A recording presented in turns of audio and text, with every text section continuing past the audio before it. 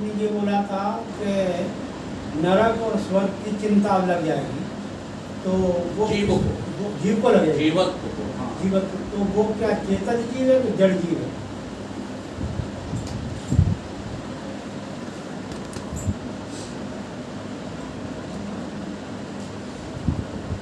रामचरितमानस के प्रमाणों के द्वारा ये बात आपको बताता हूँ। गोस्वामी तुलसीदास जी ने दोनों जीवों का वर्णन किया है, एक जड़ जीव का वर्णन किया है और एक चेतन जीव का। चेतन जीव के बारे में तो सबको चौपाई याद है, ईश्वर अंश जीव अविनाशी, चेतन अमल सहज सुख राशि। जो देखो चेतन जीव है उसका देह से आज तक कोई संबंध नहीं होता, चेतन जीव का। अभी भी हो तुम चेतनी जीव हो, लेकिन भ्रांति से तुम जड़ जीव बन गए। चेतन की चैतन्यता का नाम ही चेतन जीव है। चेतन की चैतन्यता क्या? चेतन का भास होना ही चैतन्य की चैतन्यता है, जो अपने चेतन से कभी पृथक नहीं होती, कभी पृथक नहीं होती। शक्ति और शक्तिवान दोनों एक ही हैं, सीता और राम एक ही हैं, राधे और श्याम। हाँ, राधे का हम बहुत कम नाम लेते हैं, वैसे हमें चिढ़ नहीं है, लेकिन ये राधा नाम जो है नई पौराणिक प्रथा है। ये हमारे 18 पुराणों में से किसी पुराण में जिक्र नहीं है, लेकिन अब चल गया है तो मान लेने में हमें कोई आपत्ति नहीं है। जैसी सीता तैसी राधा। अब सीता को जो समझ लेगा वो राधा को भी समझ लेगा। जिसे सीता समझ में नहीं आई, आज भी जनकपुरी में कहीं ढूंढते फिरते होंगे।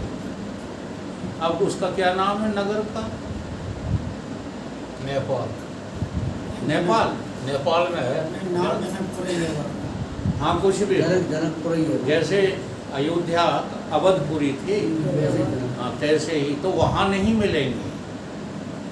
देखो राम चित्रकूट में नहीं मिलेंगे, लेकिन चित्रकूट तुम्हारे साथ है सो मिल जाएगा। कभी उस पर दोहे पे विचार किया? चित्रकूट निस दिन बसत प्रभु सिय लखन समेत, राम नाम जप जाप कहे तुलसी अभिमत देत। चित्रकूट निस दिन बसत। अगर थोड़े से भी विचारक हो, थोड़ा भी तुमने जो है विद्या अर्जन किया है, तो निस दिन वहाँ चित्रकूट में जो बांधा जिले में पड़ता है वहाँ नहीं मिलेगा। निस दिन उनकी मूर्ति मिल जाएगी, कहीं मंदिर में जो है मूर्ति के दर्शन कर लोगे, लेकिन दिवस निस दिन रात दिन। तो इसका क्या अर्थ है? है नहीं, ऐसा नहीं, दोहा गलत है ऐसा भी नहीं। चित्र कहते हैं तस्वीरों को, और कूट कहते हैं, किसको कूट कहते हैं? ये सुनार और लोहार इस बात को ज्यादा जानते हैं। कूट माने होता है स्थाणु, कूट माने होता है फिक्स, जिसमें आना जाना नहीं है, एक जगह स्थिर है, उसे कूट कहते हैं। और चित्र किसको कहते हैं? तस्वीरों को कहते हैं कि नहीं? तो अब देखो, तुम्हारे भीतर सैकड़ों चित्र बनते घूमते रहते हैं, और तुम उन चित्रों को निरंतर जानते रहते हो। तुम कूट हो, तुम्हारे में चित्र घूमते रहते हैं, तमाम वृत्तियां घूमती रहती हैं, और तुम स्थाणु होकर के उनको जानते रहते हो। तो चित्रकूट निस्दिन बसत प्रभु सिय लखन विवेक तुम्हारे भीतर है कि नहीं है, वो लखन है। जानने की शक्ति तुम्हारे भीतर है कि नहीं है, वो सीता है। और ज्ञान स्वरूप अखंड तुम राम हो। तो निस्दिन हो कि कभी हो कभी नहीं हो गई सिद्ध सिद्धि। राम नाम जप जाप के, लेकिन तुम कभी अभेद होना नहीं चाहते, नाम को जपना नहीं चाहते, इसलिए कभी दर्शन नहीं होते। इस अर्थ में कहा गया। अब आपके ही प्रश्न पर आ जाते हैं।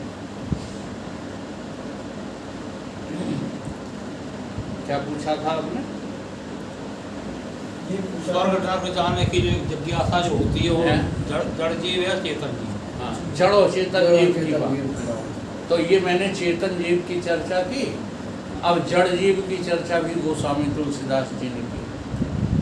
माया बस परछिन्न जड़, जीव के ईश समान।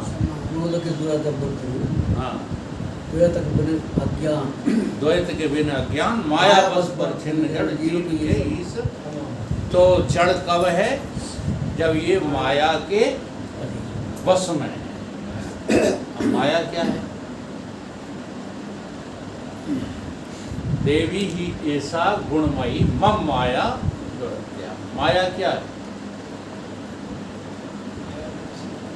माया मीन्स 3 गुण।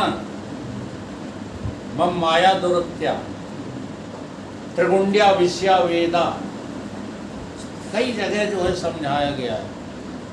अब जो है ये 3 गुण माया के हैं, लेकिन जो तुम्हारी चेतनता है वो किसके बस में हो गई है? रजोगुण और तमोगुण, जिसका नाम अविद्या है। ठीक है? अविद्या नाम किसका है? तमोगुण और रजोगुण की प्रधानता का नाम अविद्या है, और सतोगुण की प्रधानता का नाम माया है।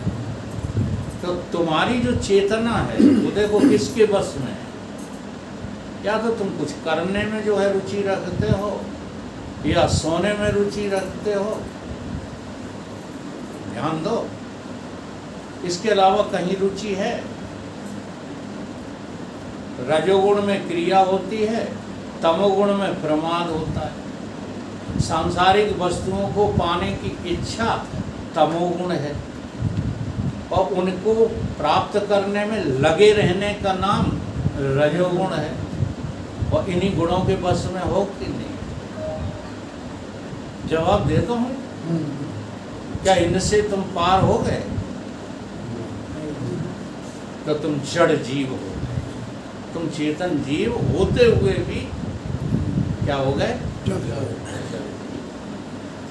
तो जड़ता का तुमने अपना अधिकार कायम कर लिया है, इसलिए जड़ जीव हो गए हो। नहीं तो जीव वास्तव में चेतन है, वो जड़